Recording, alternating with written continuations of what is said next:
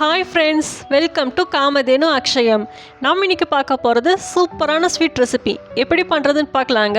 நம்ம சேனலை first time பார்க்குறவங்க மறக்காமல் சப்ஸ்கிரைப் பண்ணிக்கோங்க. அப்படியே பெல் பட்டனை கிளிக் பண்ணிக்கோங்க. அப்போ தான் நோட்டிஃபிகேஷன்ஸ் கரெக்டாக வந்துடும்.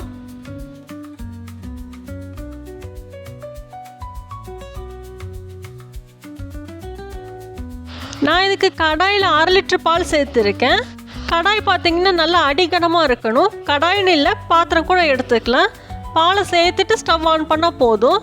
பால் பார்த்திங்கன்னா ஃபுல் க்ரீம் மில்காக இருந்தால் நல்லாயிருக்கும். எனக்கு இன்றைக்கி கிடைக்கல, நான் எடுத்தது சாதா பால் தான். பாலை சேர்த்தியாச்சு. இப்போ ஸ்டவ் ஆன் பண்ணிக்கலாம். பால் நல்லா பொங்கி வரட்டும்.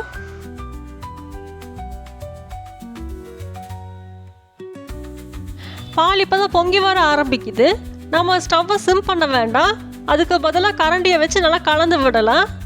ஸ்டவ் பார்த்திங்கன்னா மீடியம் டு ஹை ஃப்ளேம்லேயே இருக்கட்டும். அப்போ தான் பால் சீக்கிரமாக சுண்டி வரும்.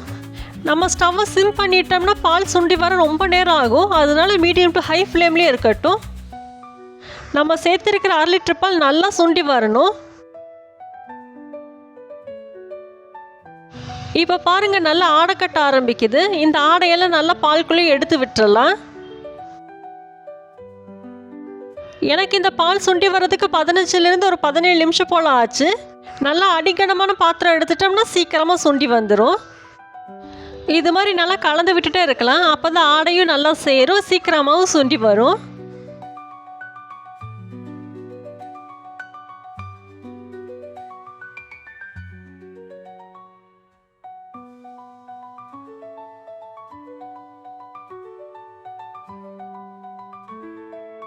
இப்போ எனக்கு ஒரு 17 நிமிஷத்துக்கு மேலேயே ஆச்சு. பால் பாருங்கள் எந்த அளவுக்கு இருக்குன்னு. நல்லா தயிர் பதத்துக்கு வந்துருச்சு.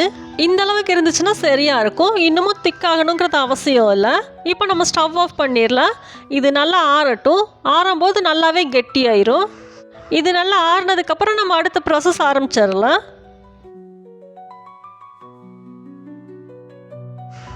நாம் சுண்ட வச்சுருக்கிற பால் நல்லா ஆறிடுச்சு. இது பாருங்கள் நல்லா கோவா பதத்துக்கு வந்துருச்சு. இப்போ இது கூட நம்ம 1/2 கப் அளவுக்கு மைதா சேர்த்துக்கலாம். மைதா பார்த்திங்கன்னா நான் வீடியோவில் 1 கப் அளவுக்கு காமிச்சிருக்கேன். ஆனால் 1/2 கப் அளவுக்கு தான் எனக்கு சரியாக இருந்துச்சு. இப்போ இது கூடவே 1/4 டீஸ்பூன் அளவுக்கு ஆப்ப சோடா சேர்த்துக்கலாம். 1/2 கப் மைதாவையும் ஃபுல்லாக சேர்த்துக்காமல் கொஞ்சம் கொஞ்சமாக சேர்த்துக்கலாம். இப்போ நான் 1/4 கப் மைதா தான் சேர்த்துருக்கேன். நல்லா கலந்து விட்டுட்டு 1/4 கப் சேர்த்துக்கலாம்.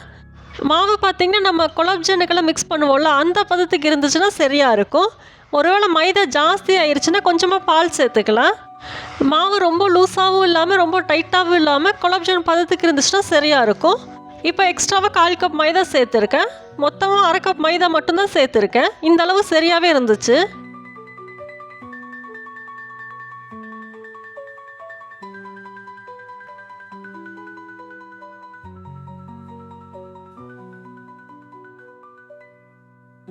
மாவை நல்லா பிசைஞ்சு வச்சாச்சு. சாஃப்டான குலோப்ஜான் மாவு பதத்துக்கு இருந்துச்சுன்னா சரியாக இருக்கும். கையில் கொஞ்சமாக எண்ணெய் அப்ளை பண்ணிவிட்டு நம்ம சின்ன சின்ன பால்ஸை உருட்டிட வேண்டியது தான்.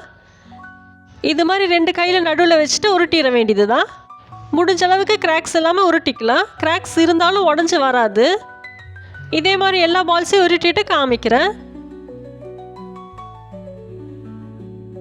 எல்லா மாவையும் உருட்டி வச்சாச்சு. நம்ம இனி பொரிக்க வேண்டியது தான்.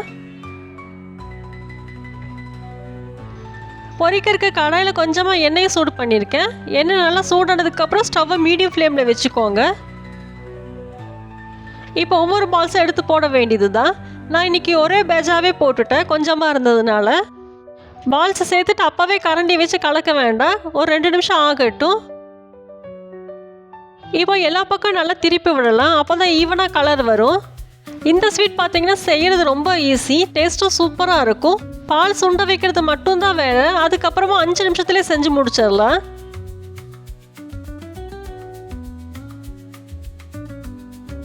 இப்போ பாருங்கள் எல்லா பால்ஸும் நல்லா கோல்டன் ப்ரௌன் கலரில் வந்துருச்சு. ஆனால் இந்த ஸ்வீட்டுக்கு பார்த்தீங்கன்னா பால்ஸ் நல்லாவே டார்க் ப்ரௌன் கலரில் வரட்டும். அப்போ தான் நல்லாயிருக்கும். இப்போ பாருங்கள் நல்லா டார்க் ப்ரௌன் கலரில் வந்துருச்சு. போதும், எடுத்துடலாம்.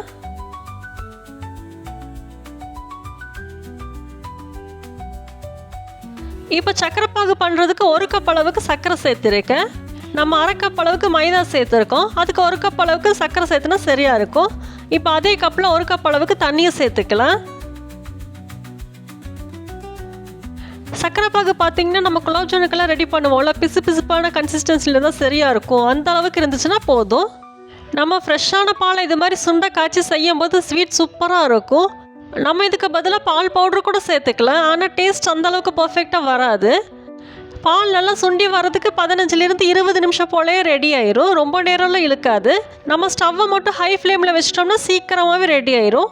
இப்போ நம்ம பாகு பதம் செக் பண்ணிடலாம். பாருங்கள், பிசு பிசுப்பான பதம் வந்துருச்சு, போதும்.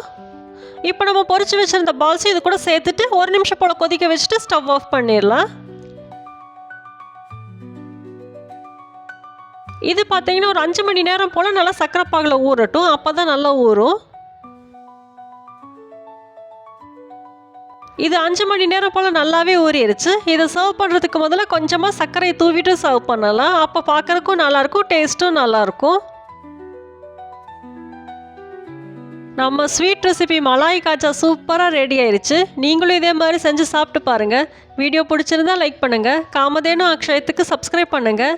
தேங்க்ஸ் ஃபார் வாட்சிங்.